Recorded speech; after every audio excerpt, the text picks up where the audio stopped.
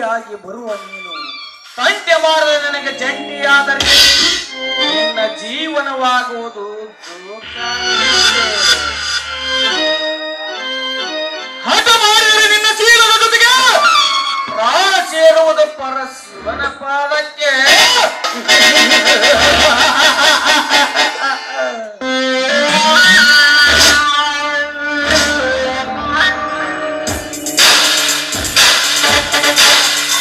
ಸುಜಾತಳ ಹೆಜ್ಜೆ ಸಾಗುತ್ತದೆ ನನ್ನತ್ತ ಬರಲಿ ಬರಲಿ.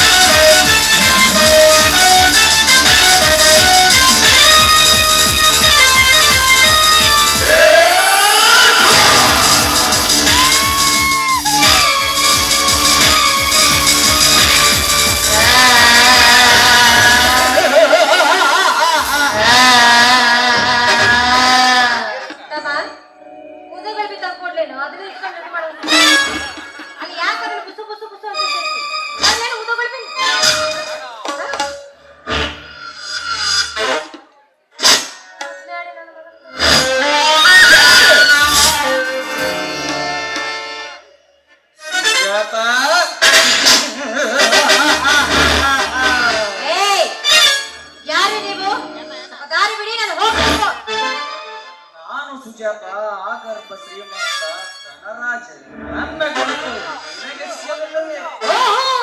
ಆಗರ್ಭ ಶ್ರೀಮಂತರು ನಿಮ್ಮ ಗುರುತು ಈ ಊರಲ್ಲಿ ಯಾರಿಗೂ ತಾನೇ ಸಿಗದೆ ಇರುತ್ತೆ. ಹೋಗಿ ಸ್ವಲ್ಪ ದಾರಿ ಬಿಡಿ, ನಾನು ಹೊತ್ತಾಗಿ ಹೋಗ್ಬೇಕು.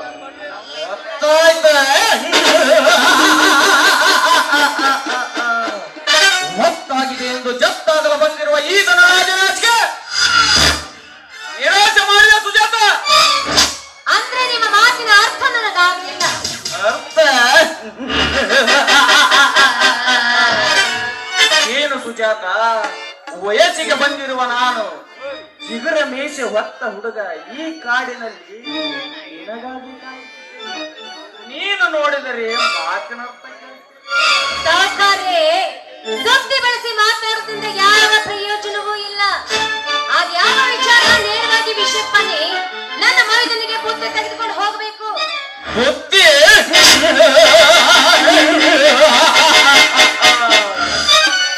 ಹೊತ್ತಿಗೆ ಬೆಲೆ ಕೊಡುವ ಈ ಧನರಾಜನ ಹತ್ತಿರ ಬುಚ್ಚಿ ಎಂಬ ಪದ ಬೆಳೆಸಿ ನಿನಗೆ ಅರ್ಥ ಮಾಡಿಸಲು ಸುಗಮದಾರಿ ಮಾಡಿಕೊಟ್ಟೆ ಸುಜಾತ, ಸುಗಮದಾರಿ ಮಾಡಿಕೊಟ್ಟೆ. ಹೊಟ್ಟೆಗೆ ಹಸಿವಾದಾಗ ಬೇಕು ಅನ್ನದ ಬುತ್ತಿ, ನನ್ನ ಕಾವಲು ಹಸಿವನ್ನು ತೀರಿಸಲು ಬೇಕು ನಿನ್ನ ಸೌಂದರ್ಯದ ಬುತ್ತಿ.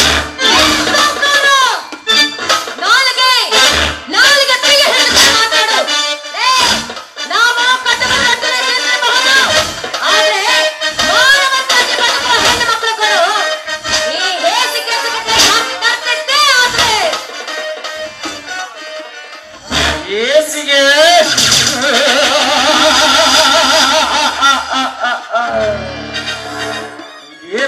ಸುಜಾತ, ಮೊದಲು ಎಲ್ಲವೂ ಚೆನ್ನಾಗಿರುವುದಿಲ್ಲ, ಕಾಲ ಕಳೆದಂತೆ ಎಲ್ಲವೂ ಚೆನ್ನಾಗಿ ಕಾಣುತ್ತದೆ.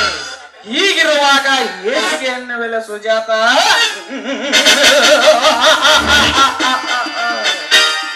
ಹಾಸಿಗೆಗೆ ಹೋಗುವ ತನಕ ಅದು ಹೇಸಿಗೆ, ಹೋದ ಮೇಲೆ ಸ್ವರ್ಗಲೇ ಅದು. ಸ್ವರ್ಗಕ್ಕೆ ಈ ಭಾರತದಲ್ಲಿ ಹುಟ್ಟಿದ ಪ್ರತಿಯೊಂದು ಹೆಣ್ಮಕ್ಳು ನಮ್ಮ ಸಂಸ್ಕೃತಿಯನ್ನು ಸಾರಬೇಕು. ಅದಕ್ಕೆ ಹಿರಿಯರು ಹೇಳ್ತಾರೆ, ಪರಪುರುಷರನ್ನ ಅಣ್ಣ ತಮ್ಮ ಅಕ್ಕ ತಂಗಿಯಾಗಿ ನೋಡು ಅಂತ. ಅಣ್ಣ ತಂಗಿ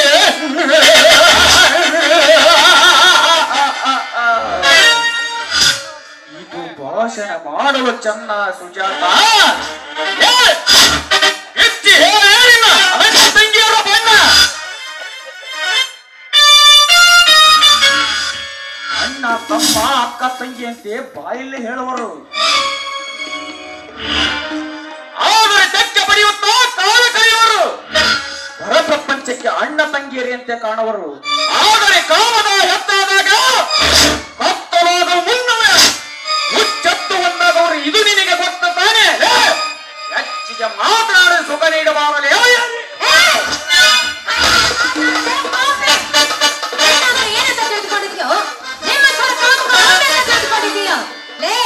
ಅಕ್ಕ ತಮ್ಮ ಅಣ್ಣ ತಂಗಿಯ ಬಗ್ಗೆ ತಿಳಿದ ನಾಯಕನೇನು ನಿನ್ನಂತವನಿಗೆ ಗೊತ್ತಾಗಬೇಕು ಪವಿತ್ರವಾದ ಸಂಬಂಧದ ಬಗ್ಗೆ.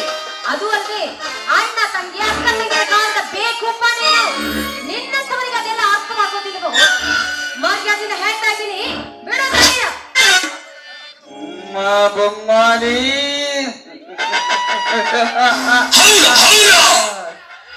ಹಿಂಡು ಪಂಡು ಪರವಾಣಿ ಕೊಚ್ಚಿದ್ದಿ, ಆ ಕಲ ತೆಚ್ಚಿ ವಯಸ್ಸೊಂದು ಕೊಚ್ಚಿದ್ದಿ. ಕೊಂಚಂ ಕೊಂಚಂ ಕಾಣಲಬತು ನಿಸಾರ ಮತ್ತಂ ಪೆಳಿಚಿಯಾಗಿ ರಪ್ಪಿಸ್ತಾ ಇನ್ನು ಕಾತೊಲ್ಕಿ ರಪ್ಪಿಸ್ತಾ. ಓ ದೇವ ಸುಜಾತ, ನಿಕ್ಕು ಪ್ಯಾಳ ನನ್ನ ಚಂಪಿಗೆ ಸಮಾಧಿಗಳ ಹುಲ್ಲು ಬಿಟ್ಟರು ನಿನ್ನ ಮಾಡಿ ನಿನ್ನೊದಲರ ಬಿಡದಿದ್ದರೆ ಏನು ಮಾಡುವುದು? ಯಾವ ಜಾರಿ ಬೇಡಿಸ್ಕೊಂಡು ಹೋಗ್ಬೇಕಾಗತ್ತೆ ಸುಜಾತ. ಹಾಗಿದ್ದರೆ ಬೇಡವೇ ನನ್ನಲ್ಲಿರುವ ಹಣ ನಿನಗೆ? ಹಣ? ಹಣದ ಬಗ್ಗೆ ಮಾತಾಡದೆ ಬೀಳುತ್ತಾನೆ ಹೆಣ.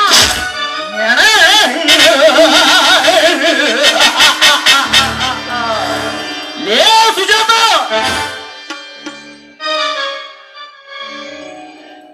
ಸರಳವಾಗಿ ಒಲಿಯುವ ಹೆಣ್ಣಿಗೆ ನಾನು ರಾಮ, ಕಾಡಿಸುವ ನಿನ್ನಂತ ಹೆಣ್ಣಿಗೆ ನಾನು ರಾವಣ.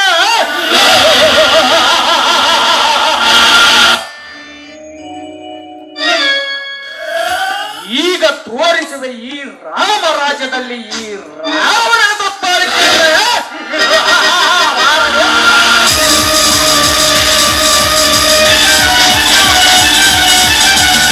ಬೇಡ ಸೌಕರ, ಹಠ ಮಾಡಬೇಡ.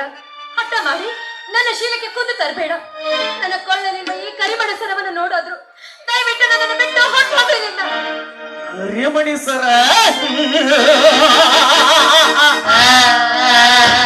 ಎಲ್ಲಿವೆ ಸುಜಾತ? ಕರಿಮಣಿ ಸರ ಮಾಯದಾಸೆಗೆ ಸಿಕ್ಕ ಪವಿತ್ರತ ಸಂಕೇತವಾಗಿರುವ ಕರಿಮಣಿಯನ್ನು ಕತ್ತಲೆಗೆ ಸರಿಸಿ ಬಂಗಾರದಲ್ಲಿ ಮಾಡಿಸುತ್ತಾರೆ ಮಾಂಗಲ್ಯ ಸರ.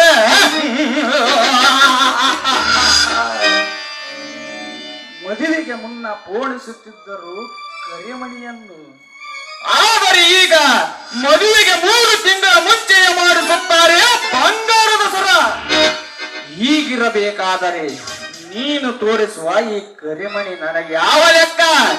ಏ ಸುಜಾತ, ಒಬ್ಬ ಹುಡುಗನನ್ನು 4-5 ವರ್ಷ ಪ್ರೀತಿ ಆಸೆ ಹುಟ್ಟಿಸಿ ಅದೇ ಹುಡುಗನನ್ನು ಮದುವೆ ಆದನು ಬಾ ಚಿನ್ನ ಎಂದು ಕರೆದರೆ ಓನಲ್ಲ ನೀನಲ್ಲ, ಕರಿಮಣಿ ಮಾಲೀಕ ನೀನಲ್ಲ ಎಂದು ಹೇಳುವ ಕಲಿಕಾಲದಲ್ಲಿ. ಮುಚ್ಚಲೆ ಬಾಯ್ನ. ಏನು ನಾನು ಸುಮ್ಮನೆ ಇದ್ರೆ ಬಾಯಿಗೆ ಬಂದ ಹಾಗೆ ಮಾತಾಡ್ತೀಯ? ಹೆಣ್ಣು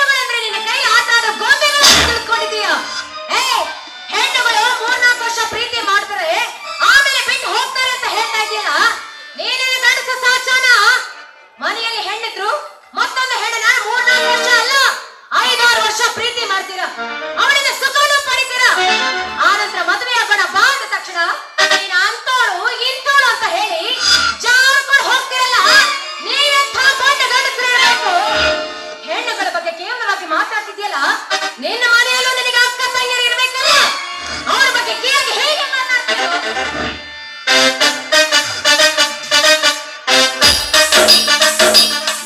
ಸುಜಾತ, ಬಾಯಿಗೆ ಬಂದಂತೆ ಬಗಳಿದರೆ ನಿನಗೆ ತೋರಿಸಬೇಕಾಗುತ್ತದೆ ತನ್ನ ರಾಜನ ತತ್ವವನ್ನ. ಸಾವುಕಾರ, ಮಧ್ಯಾದಿಂದ ಹೇಳ್ತಾ ಇದ್ದೀನಿ, ಇಲ್ಲಿಂದ ಹೋದ್ರೆ ಸರಿ. ಇಲ್ಲವಾದ್ರೆ ನನ್ನ ಗಂಡ ನನ್ನ ಮೈದಿನ ಬಂದಿದ್ದೆ ಆದ್ರೆ ನಿನ್ನ ಪರಿಣಾಮ ನೆಟ್ಟಗಾಗಕ್ಕಿಲ್ಲ. ನನ್ನ ಶೀಲವನ್ನು ಹಾಳು ಮಾತೆ ಬಿಟ್ಟು ಬಿಟ್ಟು ಹೊರಟೋಗ್ಬೇಕಿಲ್ಲ. ಬಿಟ್ಟು ಬಿಡು.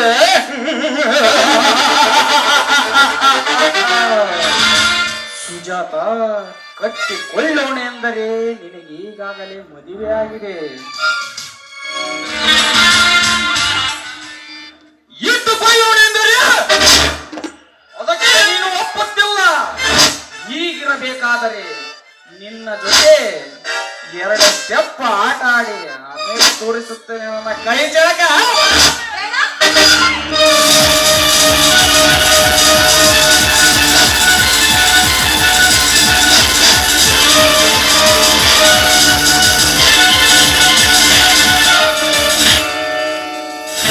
ಸಾವುಕಾರ, ಮರ್ಯಾದೆಯಿಂದ ಹೇಳ್ತಾ ಇದ್ದೀನಿ, ಇಲ್ಲಿಂದ ಹೋದ್ರೆ ನಿನಗೂ ಒಳ್ಳೇದು ನನಗೂ ಒಳ್ಳೇದು. ಇಲ್ಲವಾದ್ರೆ ದುರ್ಗಿ ಆಟವನ್ನು ನೀನು ಬಾರಲೆ, ನೀನು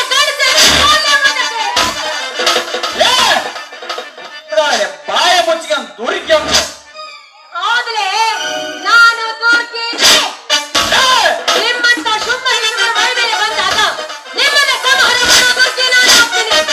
ಕರುಣೆಯಿಂದ ಬಂದ್ರೆ ಅವನು ನಿನ್ನ ತಾಯಿ ಆಗ್ತೀನಿ. ಮಮತೆಯಿಂದ ಬಂದಿದ್ದೆ ಆದ್ರೆ ಅಕ್ಕ ತಂಗಿ ಆಗ್ತೀನಿ. ಇನ್ನು ಕಾಲೋಗ ದೃಷ್ಟಿಯಿಂದ ಬಂದಿದ್ದೆ ಆದ್ರೆ ನಿಮ್ಮ ದುರ್ಗಿ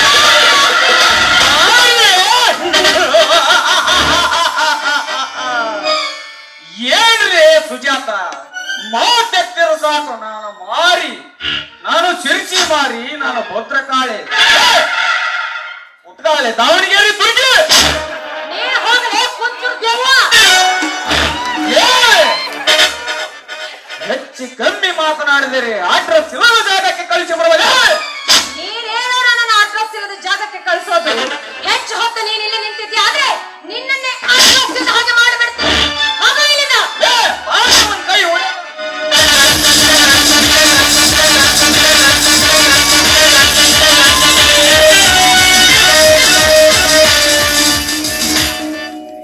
ಇಲ್ಲಿವರೆಗೂ ನಿನ್ನನ್ನು ಸುಮ್ಮನೆ ಬಿಟ್ಟಿದ್ದೆ ತಪ್ಪಾಯ್ತು. ಅದು ಯಾವಾಗ ಬರ್ತಾನೆ ಬಾರಿ ನೀನು.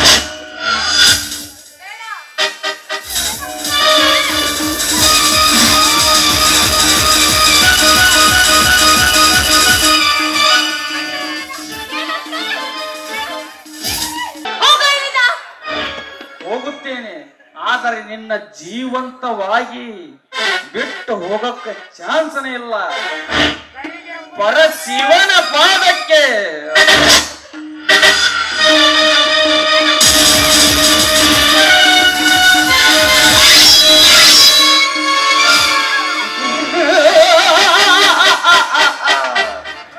ಮುಗೀತು ಸುಜಾತ ನಿನ್ನ ಕಡೆ. ಈತನ ರಾಜನ ದರ್ಪಕ್ಕೆ ಸಿಕ್ಕವರ ಸುಳಿವು ಸಾವಿರಲ್ಲಿ ಅಂತೆ.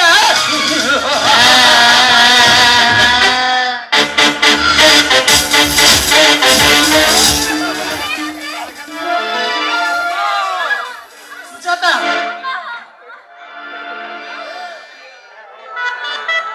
ಏನಾಯ್ತು ಸುಜಾತ? ಏನಿದು ರಕ್ತ?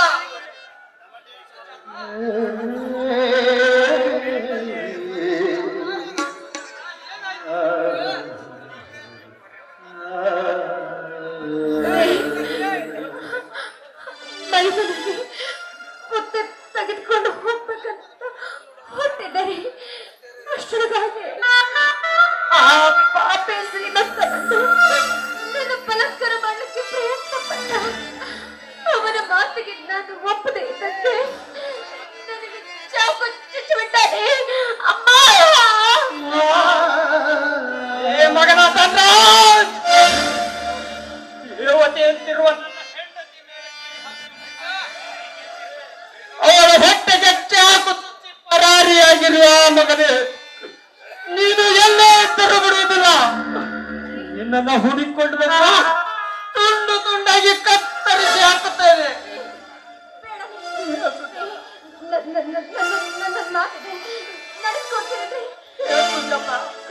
ಅದೇನೆಂದು ಹೇಳು ಸುಜಾತ. ನಾನು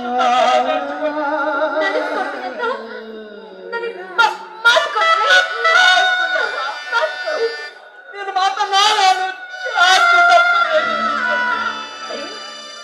ನೋಡಿ, ನೀವು ನೀವು ನಾಲ್ಕು ಕೊಟ್ಟ ತಂದೆ ಮಾತನ್ನ ಉಳಿಸ್ಕೊಳ್ಬೇಕಾದ್ರೆ ನಾಗನ ಆಸ್ತಿ ಮತ್ತೆ ಅವರಿಗೆ ಮರಣ ಸೇರ್ಬೇಕಾದ್ರೆ ನೀವು ನೀವು ಸ್ವಲ್ಪ ಶಾಂತಿಯಿಂದ ಇರಬೇಕು, ಸ್ವಲ್ಪ ಶಾಂತಿಯಿಂದ ಇರಬೇಕು.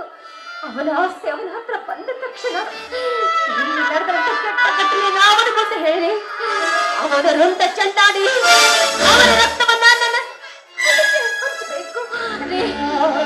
ಮಾತು ಕೊಟ್ಟಿದ್ದೀರಾ, ನಡೆಸ್ಕೊಡ್ಬೇಕು ಅಮ್ಮ.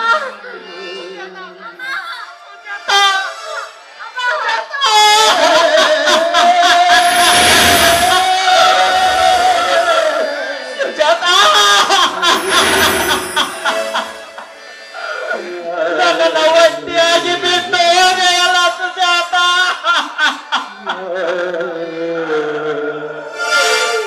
ನನ್ನ ಬಾಳಿಗೆ ಬೆಳಕಾಗಿರ್ತೀನಿ ಅಂತ ಬಂದು ಇಷ್ಟು ಬೇಗ ನನ್ನ ಬಾಳಿಗೆ ಕತ್ತಲೆ ಆವರಿಸಿ ಹೊರಟು ಹೋದೆಯ ಸುಜಾತ. ಸುಜಾತ, ನನ್ನ ಮನೆಯನ್ನ ಜ್ವಾಲೆಯಂತೆ ಯಾವಾಗಲೂ ಬೆಳೆಸ್ತೀನಿ, ನಿನ್ನ ಮನೆಯನ್ನ ದೀಪ ಬೆಳೆಸ್ತೀನಿ ಅಂತ ಬಂದವರು ಇಷ್ಟು ಬೇಗ ನನ್ನ ಮನೆಗೆ ಕತ್ತಲೆ ಆವರಿಸಿ ಹೊರಟು ಹೋದೆ ಸುಜಾತ.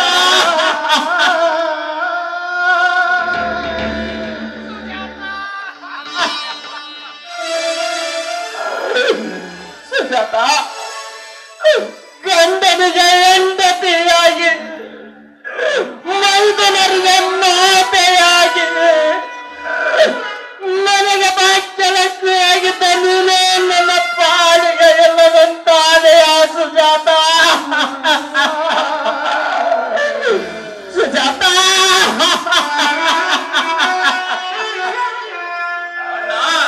ಹೊತ್ತಿಗೆ ಏನಾಯ್ತು ಅಣ್ಣ? ಹೊತ್ತಿಗೆ ಮಾತನಾಡು, ಹೊತ್ತಿಗೆ ಮಾತನಾಡು. ನಿನ್ನ ಮೈದಿನಲ್ಲಿ ಬಂದಿದ್ದೇವೆ. ಕಣ್ಬಿಟ್ಟು ನೋಡೋತ್ತಿಗೆ ಕಣ್ಬಿಟ್ಟು ಕೈ ಸುತ್ತು ತಿರುಗಿ ಬಲ ಭೀಮನಂತೆ ಬೆಳೆಸಿ ಈಗ ನಮ್ಮನ್ನ ಅನಾಥರನ್ನಾಗಿ ಹೋದೆ. ಮಾತನಾಡೋತ್ತಿಗೆ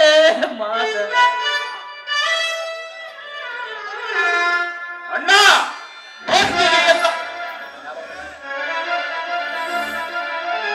ಅಣ್ಣ, ಹೊತ್ತಿಗೆಯ ಸಾವಿಗೆ ಕಾರಣ ಯಾರು ಹೇಳಣ್ಣ? ಹೊತ್ತಿಗೆಯ ದೇಹ ಮಣ್ಣು ಸೇರಿದೊಳಗೆ ಆ ದುಡ್ಡನನ್ನ ಪತ್ತೆ ಹಚ್ಚಿ ಜೀವಂತವಾಗಿ ಸುಟ್ಟು ಬಿಡುತ್ತೇನೆ. ಹೇಳಣ್ಣ, ಯಾರು ಅಂತ. ಸುಜಾತ, ಹೌದಣ್ಣ, ತಾಯಿ ಅಂತಿದ್ದ ಏನನ್ನ ತೀನ ಬಂದವ ತಾಯಿ ಗರ್ಭದಂತೆ ನಾನವನನ್ನು ಬಿಡುವುದಿಲ್ಲ. ತಾಯಿ ಗರ್ಭವನ್ನೇ ಸೀಳಿ ರಕ್ತದ ರುಚಿಗೆ ಕಾದುಕೊಂಡಿರುವ ಈ ನನ್ನ ಕೊಡಲಿನ ತುಂಡು ತುಂಡಾಗಿ ಕತ್ತರಿಸಿ ನೆತ್ತರವನ್ನ ಹರಿಸರಿದರೆ ನನ್ನ ನಾಗನೇ ಅಲ್ಲ, ನಾಯನೆಂದು. ಬೇಡಪ್ಪ, ನಿಮ್ಮತ್ತಿಗೆ ಸಾವಿಗೆ ಯಾರು ಕಾರಣಗೊಳ್ಳಪ್ಪ. ಅವನು ನಿಮಗೆ ಬುದ್ಧಿ ತರುತ್ತಿರುವಾಗ ಆ ಮೋಟಲನ್ನು ಕೊಂದ ಮೇಲೆ ಬಿದ್ದಿದ್ದಳಪ್ಪ. ಅದು ಅವಳ ಹೊಟ್ಟೆಗೆ ಚುಚ್ಚಿ ಪ್ರಾಣ ಬಿಟ್ಟಿದ್ದಳಪ್ಪ. ನಾಗ, ಇದು ನಿನ್ನ ಸಂಗತಿ ನಾಗ, ಇದು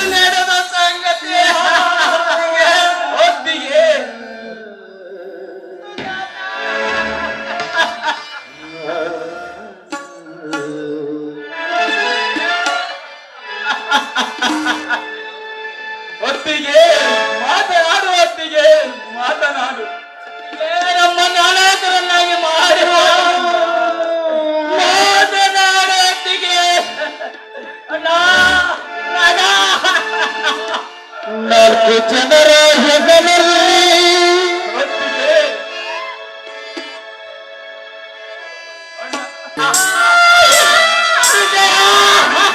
ನಾಲ್ಕು ಜನರ ಹೆಗಲಲ್ಲಿ ನಾಲ್ಕು ಜನರ ಹೆಗಲಲ್ಲಿ ಸಂಚೂರಿನಲ್ಲಿ ಬೀದಿಯಲ್ಲಿ ಹೊರಡುತ್ತಿದೆ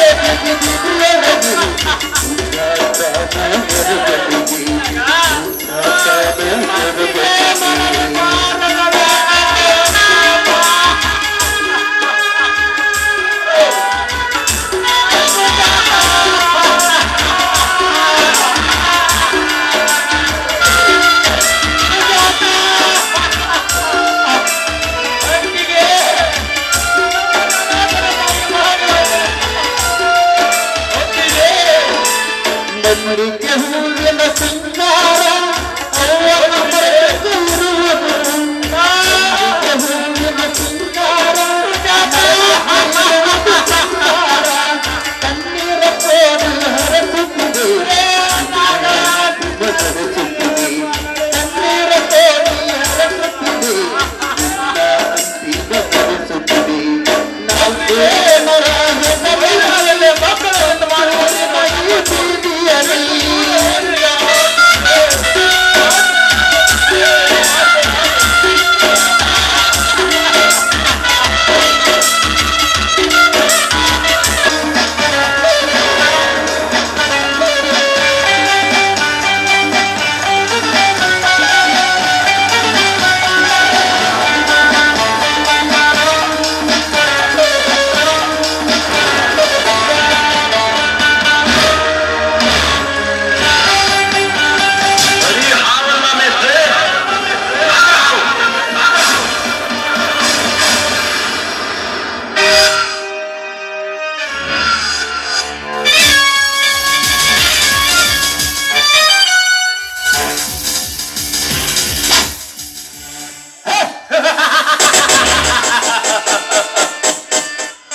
ಅಜ್ಜ ಹಾಕಿದ ಆಲದ ಮರ ನಾನು ಹಾಕಿರುವೆ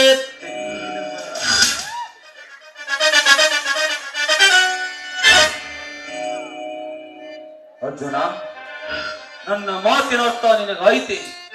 ಅರ್ಥವಾಯಿತು ನರೇಂದ್ರ. ನಿನ್ನ ಮಾತಿಗೆ ಎದುರಾಡಿದವರಿಗೆ ನೇಣು ಹಾಕಲು ಆಲದ ಮರ, ಆಗಿ ಬಂದವನ ಬಾಯಾರಿಕೆ ನಿಲ್ಲಿಸಲು ತೆಂಗಿನ ಮರ, ನಿನಗಿಷ್ಟವಾದದ್ದನ್ನು ಕೊಡದ ಒಪ್ಪದವನ ಕಾಲಿಗೆ ಹಚ್ಚಲು ಜಾಲಿಯ ಮರ. ಹೌದು ತಾನೆ? ನಿಜಗಳೆಯ ವಿಷ ಜಾಲಿಯ ಮುರಿದವನು ಮುರಿದವನೇ ಬಲ್ಲ.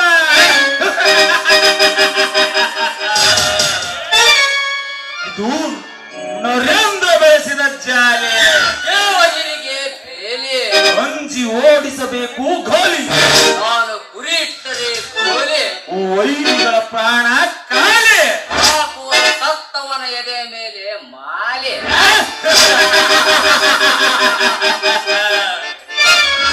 ಅರ್ಜುನ, ಈ ಆಟದಲ್ಲಿ ನಾವು ಸೋಲಬಾರದು.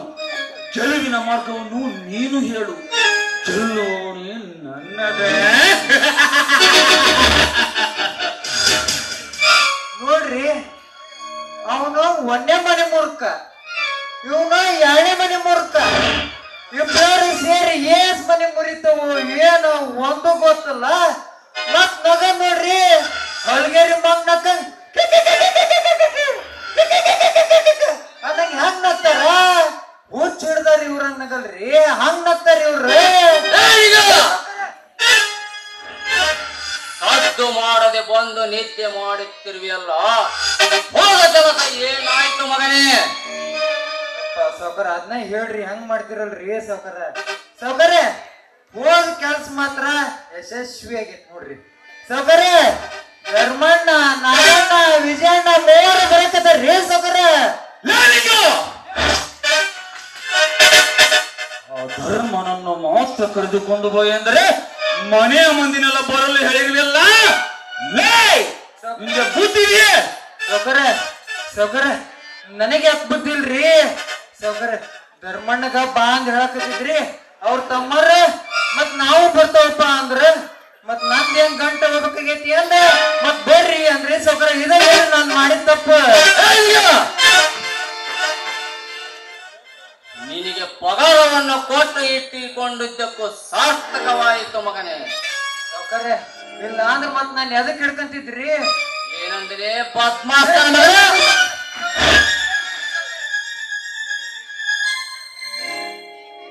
ನರೇಂದ್ರ, ನಿನ್ನ ಮನಸ್ಸಿನಲ್ಲಿರುವ ಆಸೆಯನ್ನು ಮಾತಿನಲ್ಲಿ ಹೇಳು. ತಿಳಿದುಕೊಂಡರೆ ಅವರಿಗೆ ಬಾಳು, ಇಲ್ಲ ಜೀವನವಲ್ಲ ಗೋಳು. ಹಾಗೆ ಮಾಡುತ್ತೀನಿ ಗೆಳೆಯ. ನೀನೀಗ ಹೋಗಿ ಮಿಲ್ಲಿನ ಒಳಗಳಿಗೆ ಪಗಾರ ಕೊಟ್ಟು ಬಾ. ಆಯ್ತು ನರೇಂದ್ರ. ಲೇ ನಿಂಗ, ಸೌಕರ ಬಾರ್ಲೆ ಹೋಗೋಣ. ಬರ್ತೇನೆ.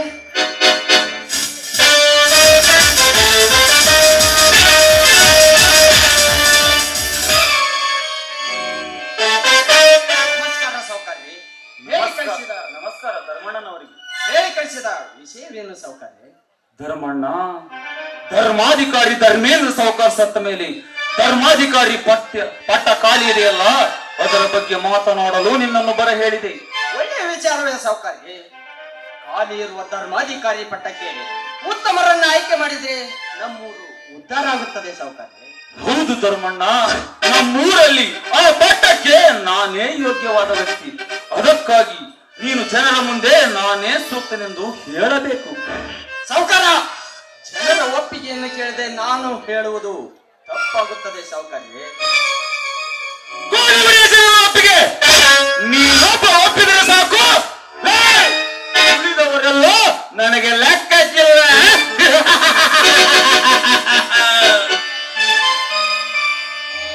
ಸೌಕರ, ಜನರ ಒಪ್ಪಿಗೆಯನ್ನು ಕೇಳದೆ ದುಡುಕಿದ್ರೆ ನಾನು ದ್ರೋಹ ಬಗೆದಂತೆ ಆಗುತ್ತದೆ ಸೌಕರ್ಯ. ದ್ರೋಹ ದ್ರೋಹ ಎಂದು ಸುಮ್ಮನಾದರೆ ನಿನ್ನ ಬಡತನ ದೂರ ಆಗುವುದಿಲ್ಲ. ನಾನು ಹೇಳಿದಂತೆ ಕೇಳಿದರೆ ನಿನಗೆ ಕೈ ಕೈ ಕೈ ತುಂಬ ಕೊಟ್ಟು ಮೆರೆಸುತ್ತೇನೆ. ಹಣ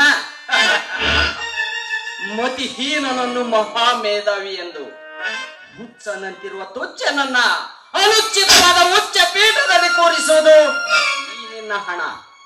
ಬಾಳ ಬೆಳಕಿನ ಭವಸಾಗರದಲ್ಲಿ ಪ್ರೇಮಾನುರಾಗದಲ್ಲಿ ಕೂಡಿ ಬಂದ ದಾಂಪತ್ಯ ಜೀವನಕ್ಕೆ ವಿಷ ಬೆರೆಸುವುದು ಈ ನಿನ್ನ ಹಣ. ಕಗ್ಗತ್ತಲೆ ತುಂಬಿದ ಕಡು ರಾತ್ರಿಯಲ್ಲಿ ಚೆರಕುಸುಮ ವೇಗದಲ್ಲಿ ಧಾವಿಸಿ ಬಂದು ಮಾನವನ್ನ ಚಿತ್ರಗೊಳಿಸುವುದು ಈ ನಿನ್ನ ಹಣ. ಸೌಕರ, ಹಣದಾಸೆ ತೋರಿಸಿ ಹಳ್ಳಕ್ಕೆ ಕೆಡವಲು ಮುಂದಾದ್ರೆ ಈ ಧರ್ಮಣ್ಣ ಸುಮ್ಮನೆ ಇರುವುದಿಲ್ಲ. ಸೌಕರ, ಆಶೆಗೆ ಬಿದ್ದು ನಾನು ಹೇಸಿಗೆ ತಿನ್ನುವ ನೀಚ ನಾನಲ್ಲ. ಹಣ ಸಿಗುತ್ತದೆ ಎಂದು ಅಧರ್ಮದ ಬೆನ್ನತ್ತಿದರೆ ಈ ಧರ್ಮಣ್ಣ ಎಂದೋ ಶ್ರೀಮಂತನಾಗಿರ್ತಿದ್ದ. ಅಂತ ದುರಾಸೆ ನನಗಿಲ್ಲ. ಹಾಗಾದರೆ ನಿನ್ನ ಕೊನೆಯ ನಿರ್ಣಯ ಜನರ ಒಪ್ಪಿಗೆಯನ್ನು ಪಡೆಯುವುದು. ತಪ್ಪಿಗೆ ಮೂಲೆಯಲ್ಲಿ ಬಿದ್ದಿರಬೇಕಾದ ಪರವಿಚಾರಿ ನೀನು ನನ್ನ ಆಸೆಗೆ ನಿವೇಶ ತರಲು ನಿನಗೆ ಧೈರ್ಯ. ಸೌಕರ್ಯ, ಹಣದಲ್ಲಿ ನಾನು ಬಡವನಿರಬಹುದು, ಆದ್ರೆ ನಿನ್ನಂತೆ ಆಶೆಗೆ ಬಿದ್ದು ಹೇಸಿಗೆ ತಿನ್ನುವ ನೀಚ ನಾನಲ್ಲ. ಮುಚ್ಚುವ ಕೊನ್ನೆ. ಈ ನರೇಂದ್ರನ ಹೆಸರು ಕೇಳಿದರೆ ಸುತ್ತ 25 ಹಳ್ಳಿ ಜನ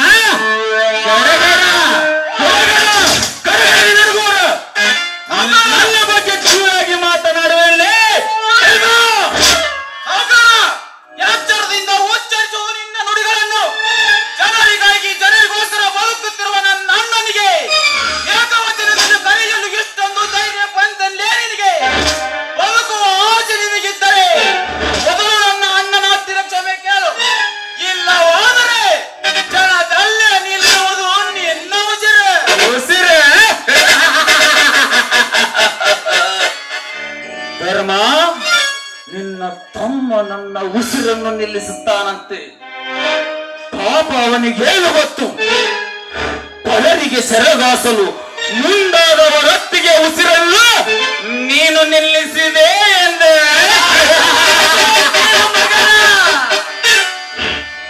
ಗಂಡನೇ ದೇವರು, ಮೈದನರೇ ಮಕ್ಕಳು, ಪರ ಜನರೇ ಅಣ್ಣ ತಮ್ಮಂದಿರೆಂದು ಮಮತೆಯಿಂದ ಮಾತನಾಡುತ್ತಿರುವ ನನ್ನತ್ತಿಗೆ ಬಗ್ಗೆ ಹಗುರವಾಗಿ ಮಾತನಾಡುವೆ ಅತ್ತಿನ ಮಗನ.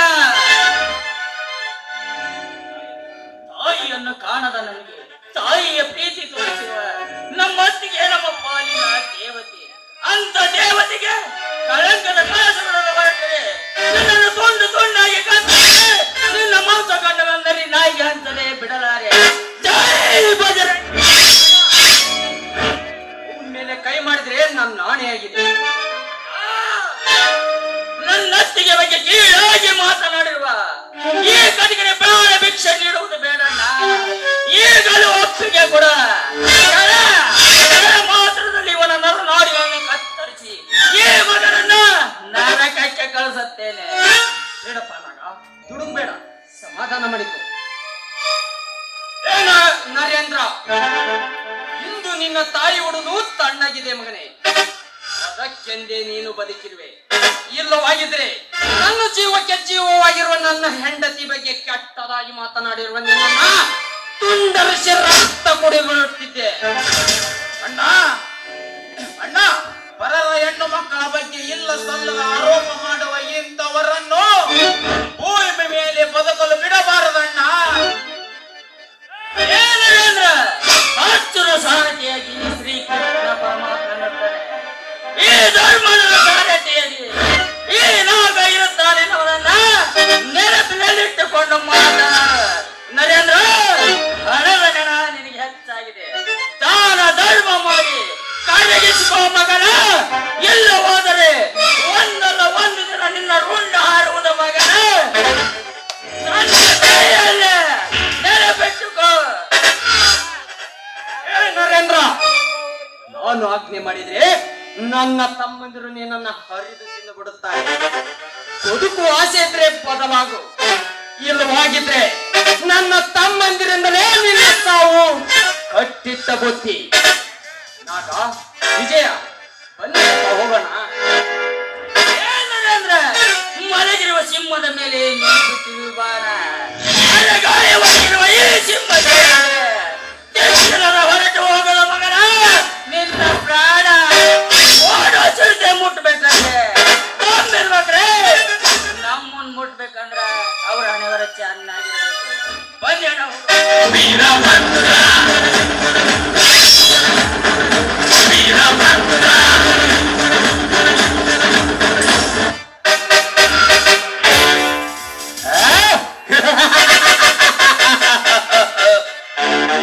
ಸಾರಥಿ, ಉದ್ದುರಥ ಮಹಾರಥ ಸಾರಥಿ ನೀನಾಗುವೆಯ? ಹೋಗು ಮಗನೇ ಹೋಗು. ತಾನು ನಿರ್ಮಿಸಿದ ದೋರ್ಕೆಯನ್ನೇ ಕಾಪಾಡಿಕೊಳ್ಳಲಾಗದ ಆ ಕುತಂತ್ರಿ ಕಪಟಿಕೊಳ್ಳ ನೀನಲ್ಲ.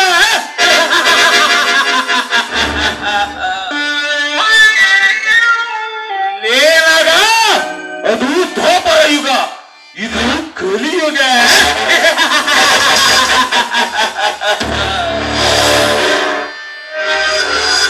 ಸಾವಿಗೆ ಶರಣಾಗದ ಚಿರಂಜೀವಿ ಅಶ್ವತ್ಥಾಮನಂತೆ ತನ್ನ ಒಂದೇ ಒಂದು ಬ್ರಹ್ಮಾಸ್ತ್ರದಿಂದ ಇಡೀ ಬ್ರಹ್ಮಾಂಡವನ್ನೇ ನಡಗಿಸಬಲ್ಲಾದ ಚಂಡ ಪ್ರಚಂಡನಂತೆ ಈ ನರೇಂದ್ರ.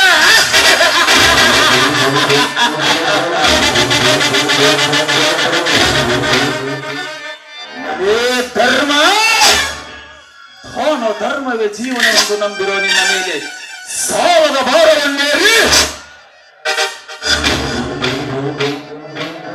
ಸಾವಿನ ದಾರಿಗೆ ತಳ್ಳಿ ನಾನು ಈ ಊರಿಗೆ ದೊರೆಯಾಗಿ ಮೆರೆಯದಿದ್ದರೆ ನನ್ನ ಹೆಸರನ್ನ ರೇಂದ್ರನೇ ಅಲ್ಲ.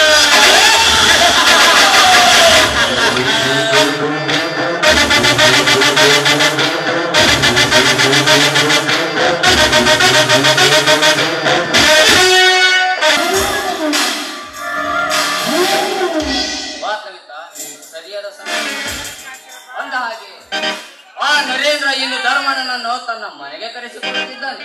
ಹೌದಾ? ಯಾವ ವಿಷಯಕ್ಕಾಗಿ ಕರೆಸ್ಕೊಳ್ತಾ ಇದ್ದಾರಣ್ಣ ಧರ್ಮಣ್ಣ? ಅದೇ ಕವಿತಾ, ಧರ್ಮಾಧಿಕಾರಿಯಾಗಬೇಕೆಂಬ ತನ್ನ ಆಸೆಯನ್ನು ಏರಿಸಿಕೊಳ್ಳಲು. ಮಾವ, ಇದಕ್ಕೆ ಧರ್ಮಣ್ಣ ಒಪ್ಪುತ್ತಾನೆ? ಕಾದು ನೋಡಬೇಕು ಕವಿತಾ, ಮುಂದೇನಾಗುವುದೆಂದು. ಆದ್ರೂ ಮಾವ, ಅಕಸ್ಮಾತ್ ಅವನೇನಾದ್ರೂ ಒಪ್ಪದಿದ್ರೆ ಎಲ್ಲ ಅಧಿಕಾರ ಆ ದುಷ್ಟನ ಕೈ ಸೇರುತ್ತೆ. ಧರ್ಮಣ್ಣ ಒಪ್ಪುವುದು ಕಷ್ಟ. ಒಂದು ವೇಳೆ ಒಪ್ಪಿದರು ಆ ಧರ್ಮಾಧಿಕಾರಿಯ ಪಟ್ಟ ಆ ದುಷ್ಟ ನರೇಂದ್ರಿಗೆ ಸಿಗದಂತೆ ನಾವಿಬ್ಬರು ನೋಡಿಕೊಳ್ಳಬೇಕು. ನಿಜ ಮಾವ, ನಮ್ಮ ಸಂಸಾರವನ್ನೇ ಹಾಳು ಮಾಡಿದ ಆ ದುಷ್ಟನಿಗೆ ತಕ್ಕ ಪಾಠ ಕಲಿಸಲೇಬೇಕು. ನಮ್ಮಿಬ್ಬರ ಕೈ ಒಂದಾಗಿರುವಾಗ ಆ ದುಷ್ಟರ ಕೊರಳಿಗೆ ಕುಣಿಕೆ ಬೀಳುವುದು ಖಂಡಿತ. ಆದರೆ ಕಾಲ ಕೂಡಿ ಬರುವವರೆಗೂ ನಾವು ಕಾಯಬೇಕು. ನಿಜ ಮಾವ, ಆ ಕಾಲ ಆದಷ್ಟು ಬೇಗ ಕೂಡಿ ಬರ್ಲಿ. ನೋಡಿ, ಮತ್ತೆ ಏನಾದ್ರೂ ವಿಷಯ ಮಾತಾಡಿದ್ರೆ ಇದೇ ಜಾಗದಲ್ಲಿ ಬಂದು ಸೇರೋಣ. ಆಯ್ತು,